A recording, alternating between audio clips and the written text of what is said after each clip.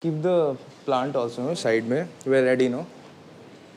Shweta, Hmm. when was the last time you cried in front of someone?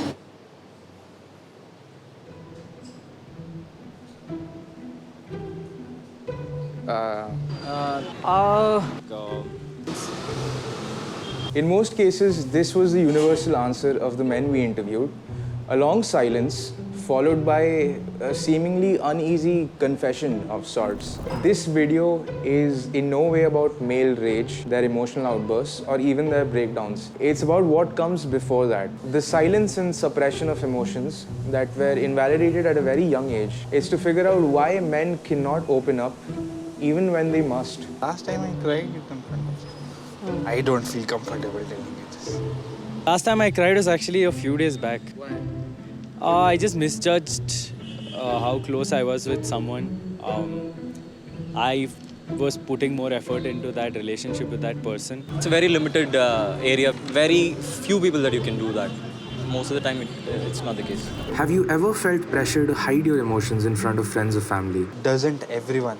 Do they? I think they do. If you go through a situation which you know will make your friends or family sad, but you have the ability to just keep it with you and not tell them, just to save them from that misery. Yeah, you'll do that. Basic problem in the family, okay, because of that. Or maybe I wanted to do lots of things for them, okay, I'm not able to do that. So maybe because of that, sometimes I become emotional. When I'm partying with my friends, okay, then I get emotional. Generally, I avoid getting emotional with my friends, okay. I don't want to expose myself. When you are emotional, you'll get the soft corner. But when your friends are normal, okay, they'll pull your leg. I like how you're saying expressing emotions is exposing yourself. Okay. It's just who you are, right? You don't have to. Maybe exposing is not the correct word, but I don't know. I just don't want to show my weaker part to my friends. Okay, so emotion is again a kind of weakness of a human being. If I have a friend who is toxic like that, I would never hang out with them. I think people nowadays, or like the circle I surround myself with nowadays, are more open to the fact that, you know, people cry. Like, I've seen my friends cry, my friends have seen me cry, seen me be low, and we've been there for each other. That's what a friend group and friendship should be about. Growing up, were you ever told boys don't cry? I was never told that boys don't cry. I always felt that boys are not supposed to cry. Why is that? Why did you feel that? Maybe it was just societal back then. When I was growing up, maybe the norm was that boys don't cry. Plus my dad, I have never seen him crying. There are too many mard log these days who are walking around with long hair, waxed legs and shaved chest. In 2008, Sanjay Dutt did this ad campaign for a very popular soda brand that was preaching men to be men. If at any point you consider 2008 to be a relatively progressive year, you can only imagine what the societal norms for being a man in the early 90s and late 80s was like. It's mostly because of the responsibilities that you have to carry around in the home. The angry young man era, which started in the 70s and extended itself into the 90s, heavily influenced Bollywood's portrayal of masculinity. Actors like Dharmendra and Amitabh Bachchan embodied these stoic, aggressive male protagonists who fought for social injustices but rarely showed emotional vulnerability while doing so. I don't remember the name of the movie that there is a quote, okay, the mard ko dard nahi hota. That's a very wrong statement. Boys should also cry, okay. If you are not able to express yourself, you are just enhancing your layered thinking, okay. So ultimately that will become stress. Maybe it goes back to like my fifth, sixth standard, maybe very early. It's mostly because of the responsibilities that you have to carry around in the home, and it is also considered it is like boys are the most responsible person around the home, and you have to manage for that. Most of the men that I grew up around, they did not show emotion, but some of them did, and I think I picked up from them how to be thoda sa expressive. I think as a kid I cried a lot. I was in class 10th, board exams. That is the oldest I remember. That was probably not the oldest, but it hit me the most, I guess. One thing that I have noticed between men who are very comfortable sharing their feelings versus those who aren't is the kind of opportunities they had as a kid or growing up or even in their college days to speak about feelings. When you have been given a space, right, where you can talk about your feelings, you can talk about what's bothering you from a very early age, it is quite natural for you to, share those vulnerabilities even as an adult. But when you haven't had that experience before, when you've always focused on just taking it on the chin or just being so resilient about it, then it's harder because you have just no backstory over there. You have no background, you have no idea about how to go through all of this. When your son is crying, don't go and shut them off. Even daughter, I think in some families they don't even let their daughters cry. If their son is crying, try to understand why he's sad.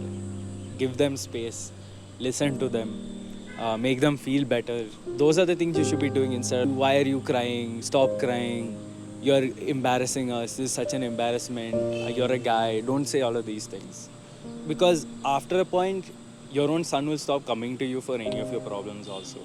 What happens when men are forced to bottle up their emotions? You feel like there is no one to help you. You feel like you're lost somewhere and nobody can rescue you. But it's not the case, I guess. You can always go and talk to people who are emotionally available, and you can always express and relieve you out of that. There is no benefit to it. It's just a momentary relief. The problem is like people like that tend up being avoidant and actually avoid any intimacy later on in their life, and they like sort of shell themselves away from and push the people close to them away.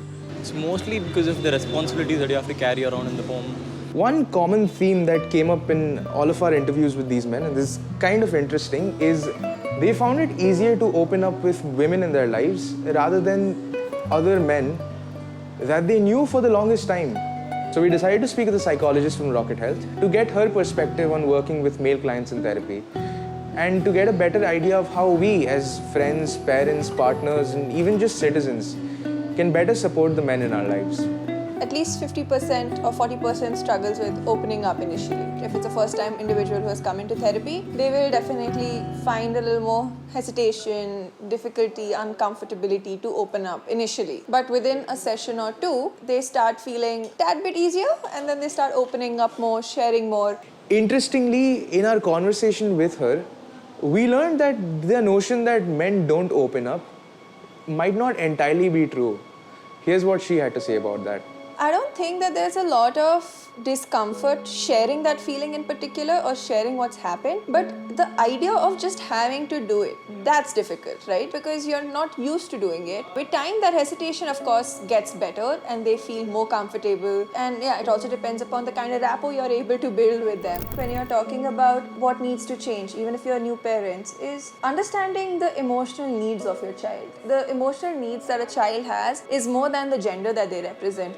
Before we go ahead, we just want to remind you that it's okay to feel lost. But remember, there's always someone willing to listen to you. Or you could always reach out to Rocket Health and speak to one of our expert therapists. How should Indian families create space for men's vulnerability? Talk about it, read about it, watch videos about it. There are so many ways to learn. Of course, it's an uncharted territory for you as well, because it's not something that is taught. Simple things like, when your kid has not performed well in school academically, rather than just going on reprimanding them or scolding them, just starting with the question, hey, what happened? Is there something that's bothering you? Also learning how to explain a child what they have done is wrong. You can't just reprimand somebody and feel ki, acha, no, they'll get it after. An understanding of what went wrong. Even if the kid has felt that they have done nothing intentionally, it's important that these small little details are catered to.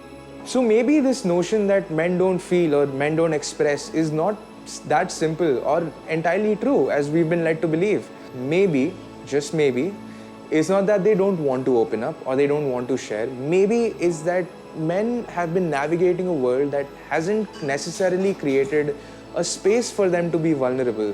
What we've learned is that men do open up when they do feel safe, when they're truly listened to, and when the stigma fades, even just a little. So the question isn't why aren't men talking? Maybe the better question is, are we listening?